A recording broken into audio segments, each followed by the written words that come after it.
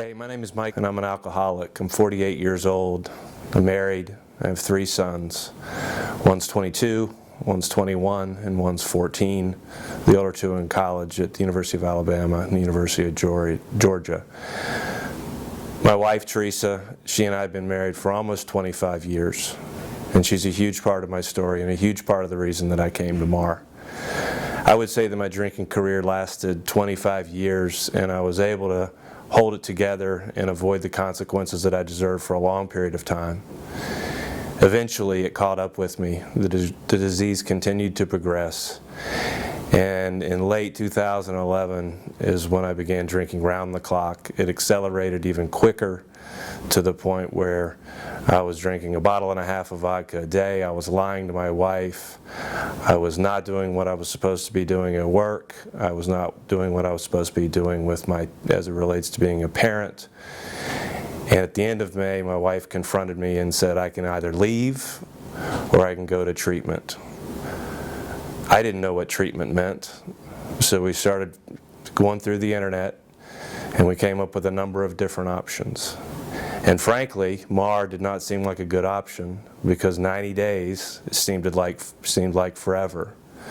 When in fact, 90 days was a minimum 90 days, which was important for me to realize. So on June 4th, I checked into MARR, and at the time, I thought it was the greatest failure of my life to have to go to treatment. And now I feel like it's the exact opposite. The MARR experience was, the beginning was fear because of the unknown.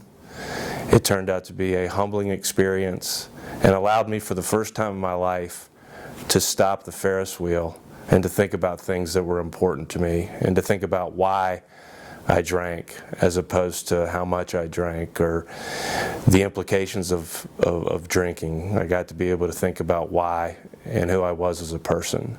And the only way for me to be able to do that was to stop everything else in my life. Towards the end of my experience at MARR, putting together a post-treatment plan, a recovery plan, I included a lot of different things in that plan so that it would become the sort of the bedrock of my schedule during the week. Included in that plan were obviously AA meetings, of which I go to 3 or 4 a week.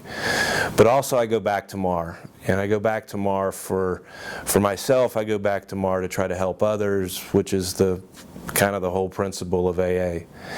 And the 2 groups that I go back to MARR for, the mirror imaging group, which is a pickup from the phase 2 treatment part of the process at MARR. I also go back to ARP, which stands for Atlanta Recovering Professionals. And Atlanta Recovering Professionals is a group that I began to attend while in treatment. It's made up of a wide range of professionals, from pilots to doctors to nurses, pharmacists, business people, lawyers. And it's a group of peers that share many of the same experiences.